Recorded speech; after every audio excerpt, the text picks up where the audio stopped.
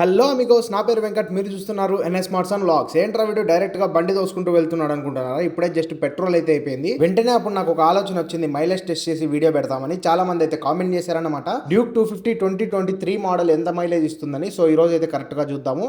అలాగే మన ఎన్ఎస్ 200 కూడా 2023 మోడల్ అయితే ఎంత మైలేజ్ ఇచ్చింది అనేది అయితే నేను ఆల్రెడీ వీడియో చేసి అప్లోడ్ చేశాను. సో మనదైతే చాలా బాగా ఇచ్చింది మైలేజ్. అయితే మీరు దాంట్లోకి వెళ్ళి చెక్అవుట్ చేయొచ్చు. లింక్ వచ్చేసి డిస్క్రిప్షన్లో ఉంటుంది. సో ఇప్పుడైతే మేము ప్రజెంట్ కరెక్ట్ లీటర్ పెట్రోల్ అయితే కొట్టించాము. 112 రూపాయలు పెట్రోల్ అయితే కొట్టించాము మేము.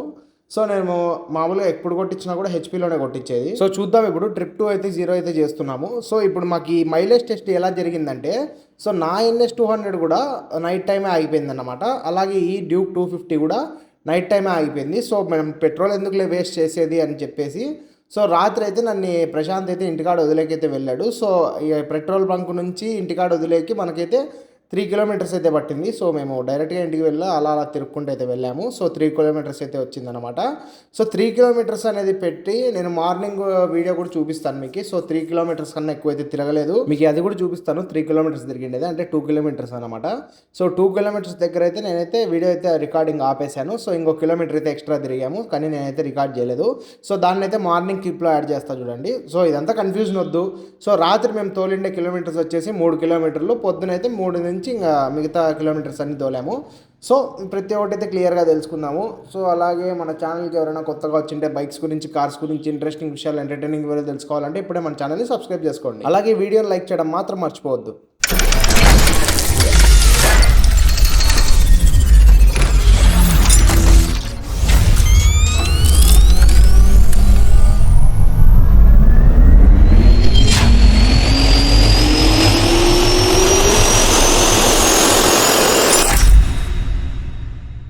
సో మీ స్క్రీన్ మీద స్పీడోమీటర్ మీద అయితే చూడొచ్చు, మనమైతే 4 కిలోమీటర్స్ అయితే తిరిగాము. సో నేను 3 అని చెప్పాను కదా, సో 1 కిలోమీటర్ అయితే నేను రికార్డ్ చేయలేదన్నమాట. సో ఏమనుకోకండి. సో ఇదైతే జెన్యూన్ వీడియో అనమాట. సో ఎటువంటి మోసం అయితే చేయడం లేదు. సో పర్ఫెక్ట్ రీడింగ్ అయితే నేను చూపిస్తాను. సో ఇప్పుడైతే ఈవినింగ్ అయిందన్నమాట. సో మార్నింగ్ కూడా నేను వీడియో అయితే చేయలేదు, మార్నింగ్ చేద్దాం అనుకున్నాను, కానీ ఈవినింగ్ అయితే అవుతుంది. సో ఈవినింగ్ అయితే నేను 4 కిలోమీటర్స్ అయితే తిరిగింది టోటల్గా. మన ప్రశాంత్ ఏదో పని ఉండి తిరిగినాడంట, సో ఏం పర్లేదు. సో 4 కిలోమీటర్స్ ఉంది కదా, సో ఇక్కడ నుంచి అయితే మేము నాన్ స్టాప్గా తిరిగిండే చెప్తా చూడండి. సో ఫస్ట్ వచ్చేసి మా ఇంటి దగ్గర నుంచి మేమైతే హైదరాబాద్ చెఫ్స్కి అయితే వెళ్ళాము. సో అలాగే హైదరాబాద్ చెఫ్స్ నుంచి మేము రాప్తాడ్ నుంచి అయితే తిరుక్కొని వచ్చామన్నమాట. సో రాప్తాడ్ నుంచి మన ప్రశాంత్ ఇంటికాడికి అయితే వెళ్ళాము, అంటే మనకి కలెక్టర్ ఆఫీస్ కాడికి అయితే వెళ్ళామన్నమాట. సో కలెక్టర్ ఆఫీస్ నుంచి మళ్ళీ రిటర్న్ తిరుక్కొని అనంతలక్ష్మి కాలేజ్ వరకు అయితే వెళ్ళాము. సో అక్కడి వరకు అయితే వెళ్ళాము. సో మైలేజ్ రిజల్ట్స్ వచ్చేసి లాస్ట్లో చూపిస్తాను చూడండి మీకు లైవ్గా. సో చెప్పే కన్నా చూపించేదే మేలు కాబట్టి చూపిస్తాను. అలాగే మర్చిపోకుండా వీడియో కింద అయితే కామెంట్ చేయండి నెక్స్ట్ ఎలాంటి వీడియో మీకు కావాలో అనేది. సో ఖచ్చితంగా ఆ వీడియో చేసేకైతే ట్రై చేస్తాను. ఒకవేళ మీరు చెప్పిండే వీడియోస్ ఏమైనా కొద్దిగా లేట్ అయితే, రావు అని కాదు, ఖచ్చితంగా వస్తాయి. ఒకవేళ లేట్ అయితే నన్ను కొద్దిగా క్షమించండి, ఎందుకంటే నాకు చాలా వర్క్స్ అయితే ఉన్నాయన్నమాట. సో ఆ వర్క్స్ అన్ని కంప్లీట్ చేసుకొని, సో నా వర్క్స్ ప్లస్ మీ వర్క్స్ టోటల్గా కంప్లీట్ చేసి అయితే నేను యూట్యూబ్ని అయితే మెయింటైన్ చేస్తున్నాను. సో కొద్దిగా లేట్ అవ్వచ్చు, సో ఏమీ అనుకోకండి. ఖచ్చితంగా వీడియోస్ అయితే ఖచ్చితంగా వస్తాయి. మీరు అడిగిన ప్రతి వీడియో అయితే నేను ఖచ్చితంగా చేస్తాను. సో చెయ్యను అనేకలేదు, ఖచ్చితంగా చేస్తాను 100%. ఇదైతే పక్కా. సో ఇంకా ఎలాగో టైం ఉంది కాబట్టి, సో మీ టైం ఏమీ బోర్ కొట్టుకోకుండా, సో చాలామంది అయితే మన యూట్యూబ్ జర్నీ అయితే చెప్పమన్నారు. సో నేను కూడా ముందు వీడియో అయితే చెప్తానని చెప్పాను కాబట్టి ఈ వీడియోలో అయితే మనం కొద్దిగా మాట్లాడుకుందాం. ఎలాగ బోర్ కొడుతుంది కదా, సో బోర్ కొట్టుకోకుండా కొద్దిగా మన యూట్యూబ్ జర్నీ గురించి మాట్లాడుకుందాం అన్నమాట. సో నేను అసలు యూట్యూబ్ ఎందుకు స్టార్ట్ చేశాను, సో ఈ బైక్ ఎందుకు కొన్నాను, అది ఇది అన్ని స్టోరీలు అయితే మాట్లాడుకుందాం. కొద్దిగా ఇంట్రెస్టింగ్ ఉంటుంది, వినండి. ముందుగా మన ఛానల్ అయితే May 21, 2023లో అయితే స్టార్ట్ చేశాము. సో దీనికి పర్టికులర్గా నేను ఎన్ఎస్ స్మార్ట్స్ అని ఎందుకు పేరు చెప్పాను, ఎందుకు పేరు పెట్టాను అనేది మళ్ళీ చెప్తాను. సో అసలు ఈ యూట్యూబ్ ఐడియా అనేది ఎలా వచ్చిందో చెప్తా చూడండి. సో నేను ఎన్ఎస్ 200 వచ్చేసి మనకి సెప్టెంబర్లో అయితే తీసుకున్నాను 2023లో.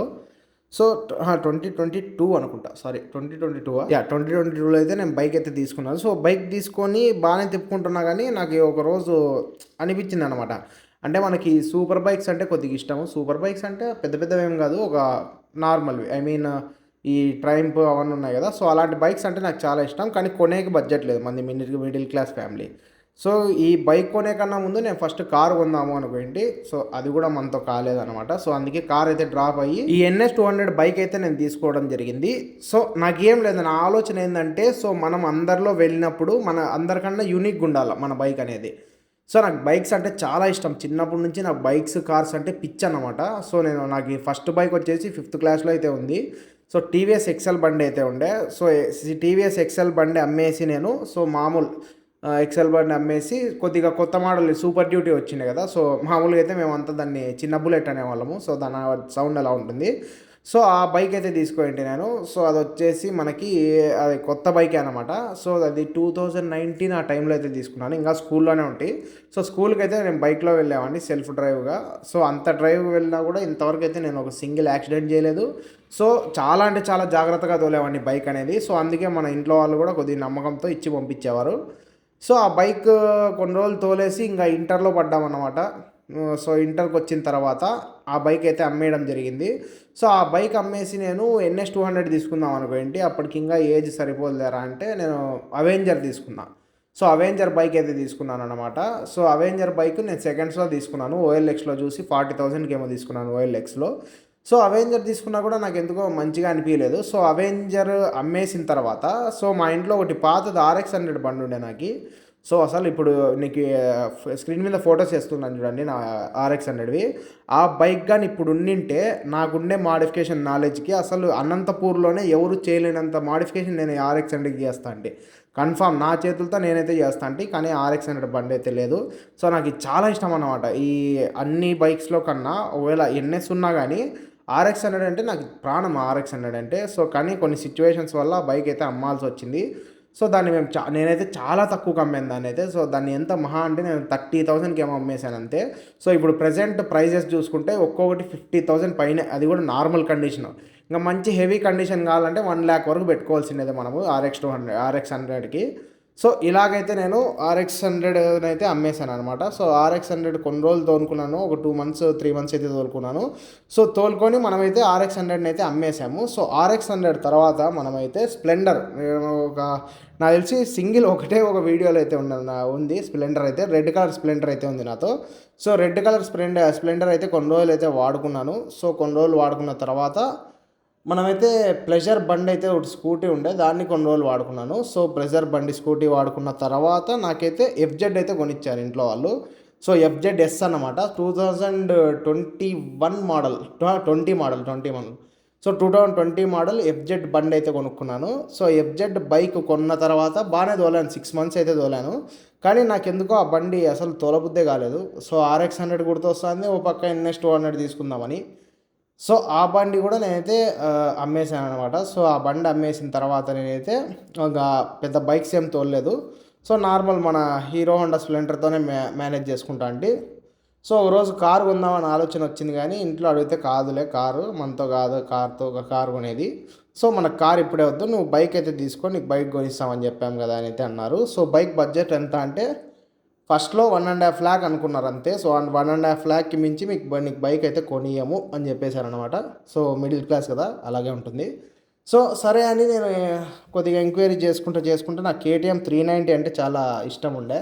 సో కేటీఎం 390 మనకంత బడ్జెట్ కొద్దిగా ఎక్కువ ఉండే కాబట్టి అదైతే తీసుకోలేదు. సో ఇంక నాకు నెక్స్ట్ ఇష్టమైన బండి మన ఆర్ఎక్స్ 100 ఎన్ఎస్ 200 అనమాట. ఇంకోటి అప్పట్లో వచ్చే మోడల్ ఎలా ఉంటానంటే 390 చాలా బాగుంటాండే. ఇప్పుడు వచ్చే బైక్ లాగా కాకోకుండా సో లైట్‌గా అయితే ఉంటాండే బైక్ అనేది. స్క్రీన్ మీద ఫోటో వేస్తా చూడండి. సో ఆ బైక్ అంటే నాకు చాలా ఇష్టం అనమాట. సో దాన్ని అప్పటికి నేను తీసుకున్న టైంకి మోడల్ అయితే చేంజ్ అయిపోయింది 2022కి. 2020 వరకు మాత్రమే ఆ మోడల్ అయితే వచ్చాయి. ఇంక నెక్స్ట్ వచ్చేసి మన ప్రశాంత్ దగ్గర ఉంది కదా! సో ఈ మోడల్ అయితే వచ్చినాయి. సో ఇది నాకు తీసుకునేది ఇష్టం లేక నేనైతే ఎన్ఎస్ 200 అయితే సెలెక్ట్ చేసుకున్నాను. నేను నిజం చెప్తున్నాను. ఎన్ఎస్ 200 తీసుకునేకి వెంటనే అయితే అనుకోలేదు. సో ఎన్ఎస్ 200 తీసుకుంటా అని అనుకున్నా కానీ నాకు ఇంకా నమ్మకం లేదు. ఎందుకో అంటే ఏదో ఇంట్లో వాళ్ళని డౌట్ అని కాదు. సో ఏమో కొత్త బైక్ కదా కొద్దిగా హెవీ బడ్జెట్ అప్పుడు 1,70,000 అంటే చాలా హెవీ నాకి. సో 1,75,000 అయితే ప్రైస్ చెప్పారు. సో ఈఎంఐలోనే తీసుకున్నానన్నమాట. సో సివిల్ స్కోర్ మీద మంచిగా ఉందని సో బైక్ అయితే ఇచ్చేశారు. సో బైక్ తీసుకున్న రోజు నేనైతే ఇంటికి అయితే తీసుకురాలేదు బైక్ అనేది. సో బైక్ తీసుకున్న రోజు సో వెన్స్‌డే అయితే బైక్ తీసుకున్నాము. ఆ రోజు బాగలేదని షోరూమ్‌లోనే పెట్టేసామన్నమాట. సో నాకైతే టెన్షన్ పట్టుకుపోయింది. సో వెన్స్‌డే నుంచి సాటర్డే వరకు నేను రోజు షోరూమ్ పోయి వాళ్ళ తలకాయలు తిన్నానన్నమాట. కింద వాళ్ళు ఉంటారు కదా పనిచేసేవాళ్ళు. సో భాష అన్నని ఒక అన్న ఉండే. సో ఆ అన్న తలకాయలు తిన్నాను నేను. సో అన్న బండి యాడుంది? బండి ఎక్కడుంది? బండి బాగుందా? బండి స్క్రాచెస్ ఉన్నాయా? అది ఇది అంటే, బాబు నువ్వు కొనేది NS200 ఎవరు ముట్టుకోరు నేను సైడ్ పెట్టేసినాను, ఏమీ కాదు పో అని చెప్పాడు. ఇంక నేను ఆగలేక ఆ స్వామిని, ఈ స్వామిని కలిసి ఎట్లో అట్లా ఇంట్లో వాళ్ళని నమ్మిచ్చి సాటర్డే అయితే బైక్ అయితే తీసుకొచ్చుకున్నాడు. ఎందుకంటే 10 డేస్ పైన చెప్పిండ్రు మా ఇంట్లో వాళ్ళు, 10 రోజుల వరకు ఇంట్లో బైక్ తెచ్చేకి లేదు, మంచి రోజులు లేవని.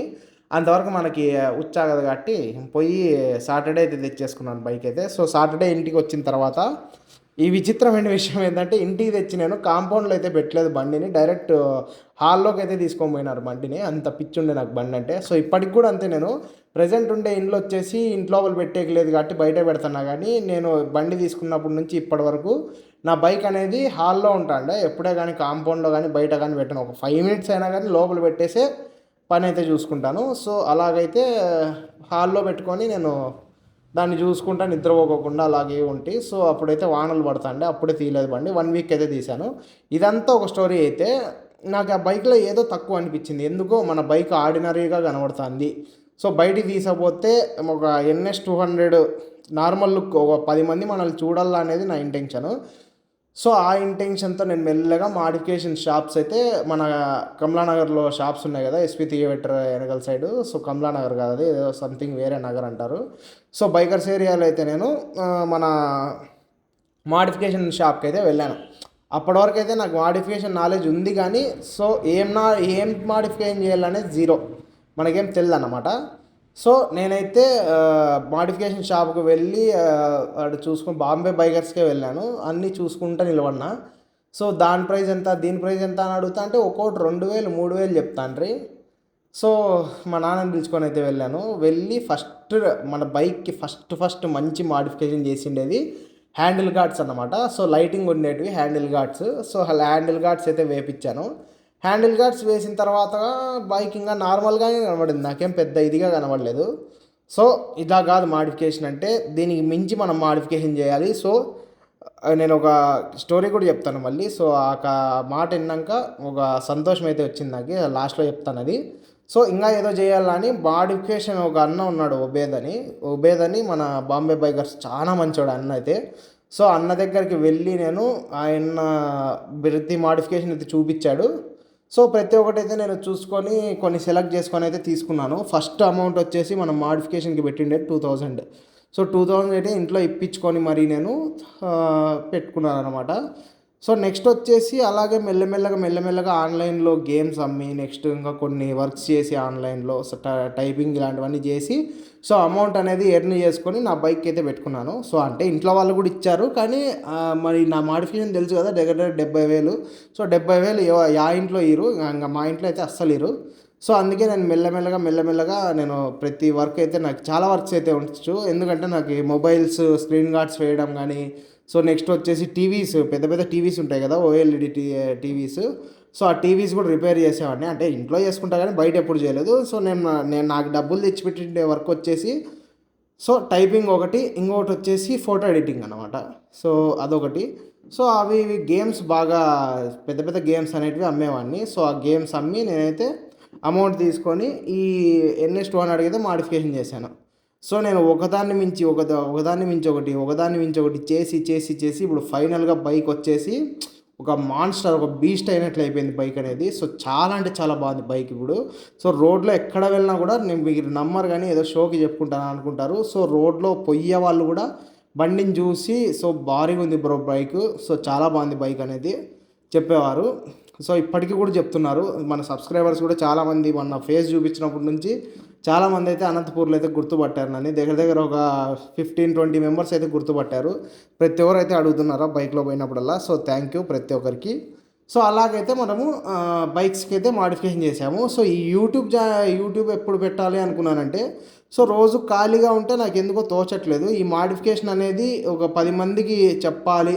సో చాలామంది అయితే నన్ను చూసిన వాళ్ళు ప్రతి ఒక్కరు బైక్ని ఇది ఎలా చేసావు, అది ఎలా చేసావు, అది ఇది అని అడిగేవారు. సో ఇంతమంది అడుగుతున్నారు కదా, ఏమైనా మనకి ఎట్లో టాలెంట్ ఉంది బైక్ మాడిఫికేషన్లో, సో అది మనం బయట పెట్టుకుందాము. సో వీడియోస్ రూపంగా మనకి ఇప్పుడు మన టాలెంట్ బయటపడాలంటే, సో ఈజీగా మనకు ఉండేది సోషల్ మీడియా. సో సోషల్ మీడియాని యూజ్ చేసుకొని మన టాలెంట్ని అయితే ప్రూవ్ చేసుకుందాము. ఎంతో అంత నాకు పెద్ద నాలెడ్జ్ ఏం లేదు, కానీ ఎంతో కొంత నాలెడ్జ్ మనకుంది. ఆ కొంత నాలెడ్జ్ని మనకు కొంతమందికి షేర్ చేసుకుందాం అనే ఉద్దేశంతో నేను యూట్యూబ్ ఛానల్ అయితే స్టార్ట్ చేద్దాం అనుకున్నా. ఈ యూట్యూబ్ ఛానల్ స్టార్ట్ చేద్దాము అనుకునే ముందు నేను దగ్గర దగ్గర ఒక 20 మందిని అడిగింట. 20 మందిలో 15 మంది వద్దన్నారు నన్ను యూట్యూబ్. ఏం చేస్తావు లేరా యూట్యూబ్, మనకంత లేదు, మనకంత సీన్ లేదు, అది ఇది అనేది చాలామంది చెప్పారు నాకు. సో ఇంకా ఏదో నమ్మకం, ఏదో చేయగలను, ఖచ్చితంగా చేయొచ్చు మనము అని అయితే నమ్మకం అయితే ఉండే. సో మా కాలేజీలో అయితే చంద్ర అని ఒక పిల్లోడు అయితే ఉన్నాడు. సో ఆ పిల్లోడిని అడిగి, సో ఆ పిల్లోడు కూడా యూట్యూబ్ స్టార్ట్ చేయని చెప్పాడు. నెక్స్ట్ ఫస్ట్ నేను అడిగినది మా అమ్మని అనమాట. సో మా అమ్మని అడిగితే పెట్టు యూట్యూబ్ ఛానల్, నీకేమి టాలెంట్ లేకుండా ఏం లేవు. సో సరే 10 మంది కోసం కాకపోయినా నీ వీడియోలు నువ్వే చూసుకొని రేపు పొద్దున ఉద్యోగం పోయేటప్పుడు సంతోషపడతావు. సో అప్పటికి ఒక మెమొరీ లాగా ఉంటాయి, పెట్టు అని స్టార్ట్ చేశాను. స్టార్ట్ చేసిన ఫస్ట్ రోజు మన సబ్స్క్రైబర్స్ కౌంట్ వచ్చేసి 12. సో 12 మెంబర్స్ సబ్స్క్రైబర్తో అయితే మనం యూట్యూబ్ ఛానల్ అయితే స్టార్ట్ చేశాము. ఇప్పుడు అదే సబ్స్క్రైబర్ కౌంట్ వచ్చేసి జస్ట్ పెట్టి 5 మంత్స్ అయితే అవుతుంది. 65,000 సబ్స్క్రైబర్స్ అయితే ఉన్నారన్నమాట. సో ఇంకా పెరుగుతూనే ఉన్నారు. సో 1 lakh ఎప్పుడెప్పుడు అవుతుందని ఒక ఆశతో ఉన్నాను. ఇంకోటి లాస్ట్లో చెప్తానని చెప్పే కదా. సో ఇప్పుడు వచ్చేసి మైలేజ్ చూద్దాం ఉండండి. బైక్ అయితే ఆగిపోయింది. సో ఇంకొద్దిగా వెళ్ళేటట్లుంది. సో ఇప్పుడు నేను బాంబే బైకర్స్ వీడియో తీసేకి వెళ్ళినప్పుడు, సో ఆ ఉబేద్ అనే వ్యక్తి అక్కడ ఉండే. సో ఆయనైతే బైక్ చూసి, నువ్వు నాకు ఒక ఇన్స్పిరేషన్ లాగా అయిపోయినావు సాయి, నువ్వు ఫస్ట్లో వచ్చినప్పుడు అసలు మనిషి మాడిఫికేషన్ అంటే ఏదో ఒకటి తెలియదు నీకు. సో నేను అన్ని పార్ట్స్ అన్ని తీసి చూపిస్తే నువ్వు మాడిఫికేషన్ అనేది ఇది ఇలా ఉంటుంది, అది ఇలా ఉంటుంది అని తెలుసుకున్నావు. ఇప్పుడు నేనే నీ నుంచి తెలుసుకుంటాను. సో ఇన్ని మాడిఫికేషన్స్ నువ్వు ఎట్లా చేసినావు నాకు అర్థం కాలే. ప్రతి ఒక్కటి నువ్వే ఫిట్టింగ్ చేసుకున్నావు, నువ్వే ప్రతి ఒక్కటి చేసుకున్నావు. సో నేను నీ బైక్ని చూసి ఇన్స్పైర్ అయ్యాను అనమాట. నీ బైక్లో చాలా రకాల మాడిఫికేషన్స్ అయితే ఉన్నాయి. సో బెస్ట్, చాలా అంటే చాలా మంచిగా మాడిఫై చేసావు. సో హైదరాబాద్, బెంగళూరులో అయితే ఉంటారు కదా, సో వాళ్ళలాగైతే మాడిఫై చేసావు. సో ఇంకా నీకు చాలా ఫ్యూచర్ ఉంది, ఖచ్చితంగా పైకి వస్తావని అయితే అన్నాడు. సో ఆ మాటకి నాకు ఇంకా గాల్లో తేలిపోయాను అనమాట నేను. సో ఇలాగైతే మన యూట్యూబ్ జర్నీ అయితే స్టార్ట్ అయింది. సో ఇంకా వెళ్తూనే ఉంది. ఎన్ని ప్రాబ్లమ్స్ వచ్చినా కూడా యూట్యూబ్ని మాత్రం ఎప్పటికీ వదలను. ఎందుకంటే నాకు ఎన్నో ప్రాబ్లమ్స్ ఉన్నాయి. సో ఎన్నో చోట్ల నెగిటివ్, నీకు ఏది చేత కాదు. మా స్కూల్లో అయితే నన్ను తిట్టని సార్ లేడనమాట. మాంటిసోరీ స్కూల్ మాది. సో మీరు మాంటిసోరీ స్కూల్లో వెళ్ళి వెంకట సాయి అని చెప్తే గుర్తుపడతారు. అంత అల్లరి చేసామన్నమాట మేము. ఒక బ్యాచ్ ఉండేది మాకు, ఒక 5 మంది ఉంటుంది ఆ బ్యాచ్లో. మన ప్రశాంత్ ఒకటి దాంట్లో. అలాగా 5 మంది కలిసి ఆ కాలేజ్ని దుమ్ము పట్టించేసాము. అలాగైతే మనం అప్పుడు అలాగుండే వాళ్ళు ఇప్పుడు ఇలాగైతే అయ్యాము. సో మీరు ఎటువంటి బాధ అయితే పడద్దండి. లైఫ్లో ఒకరు ఏమైనా అన్నారని అస్సలు బాధపడద్దండి. ఎందుకంటే ఎవరు ఎప్పుడు ఎంత ఎదుగుతారో ఎవరికి తెలియదు అన్నమాట. నేను అసలు కల్లో కూడా అనుకోలేదు యూట్యూబ్ పెడతాను అది ఇది అని. ఇదే అన్నమాట మన స్టోరీ. సో మైలేజ్ వచ్చేసి మనకి ఇదంతా మీకు సోదిలాగా అనిపించు, నాకైతే చాలా విల్లింగ్ స్టోరీ అన్నమాట ఇది వచ్చేసి. సో ఇంకా ఇప్పటివరకు నా స్టోరీ చెప్పి ఎవరైనా ఇబ్బంది పడింటే సారీ, ఏం చేయలేము. సో ఇప్పుడు వచ్చేసి మనకు మైలేజ్ వచ్చేసి 32 అయితే ఇచ్చింది మైలేజ్. సో 32 kmph అయితే ఇచ్చింది అన్నమాట. సో మంచి విషయమే. 32 కిలోమీటర్స్ అంటే చాలా మేలు. KTM 250 అది కూడా. సో 30 కిలోమీటర్స్ అయితే ఇచ్చింది. నా బైక్ వచ్చేసి 40 అయితే ఇచ్చింది మైలేజ్. సో బెటర్ అని చెప్పుకోవచ్చు, చాలా మేలు. సో ఒక KTM డ్యూక్ 250 మనకి 32 మైలేజ్ అయితే ఇచ్చింది అనమాట. సో మీతో కూడా KTM డ్యూక్ 250 బైక్స్ అయితే ఉంటాయి కదా. సో నాకైతే కామెంట్ చేయండి ఖచ్చితంగా, మీకు ఎంత మైలేజ్ వచ్చిందని అయితే కామెంట్ చేయండి. సో మన NS200 వీడియోలో కూడా నేను కామెంట్ చేయమని అయితే అడిగాను. సో చాలామంది అయితే కామెంట్ చేశారు. ప్రతి ఒక్కరికి అయితే థ్యాంక్స్ అయితే చెప్తున్నాను. సో ఇదన్నమాట ఇవాళ వీడియో. సో మ్యాక్సిమం మీకైతే క్లారిటీగా ఉందని అయితే అనుకుంటున్నాను. సో కొద్దిగా కొత్తగా వచ్చిన వాళ్ళు సబ్స్క్రైబ్ చేసుకోండి, అలాగే వీడియోని లైక్ చేయండి, షేర్ చేయండి. సో ఇంకా ఎవరికైనా డౌట్స్ ఉంటే KTM మీద, సో వాళ్ళకైతే ఈ వీడియోని అయితే షేర్ చేయండి. ఖచ్చితంగా మీకైతే ఏదో ఒక సొల్యూషన్ అయితే దొరుకుతుంది. సో ఇదే బైక్ మీద మనం రివ్యూ వీడియో కూడా ఆల్రెడీ మన ఛానల్ అయితే పోస్ట్ చేశాము. సో అది కూడా ఇంకా ఎవరైనా చూడకపోతే వెంటనే డిస్క్రిప్షన్లో లింక్ ఉంది, వెంటనే వెళ్ళి చూసేయండి. సో నేను మీ వెంకట్ సైనింగ్ ఆఫ్. జై హింద్. మళ్ళీ ఇంకొక ఇంట్రెస్టింగ్ వీడియో కలుసుకుందాము. So bye.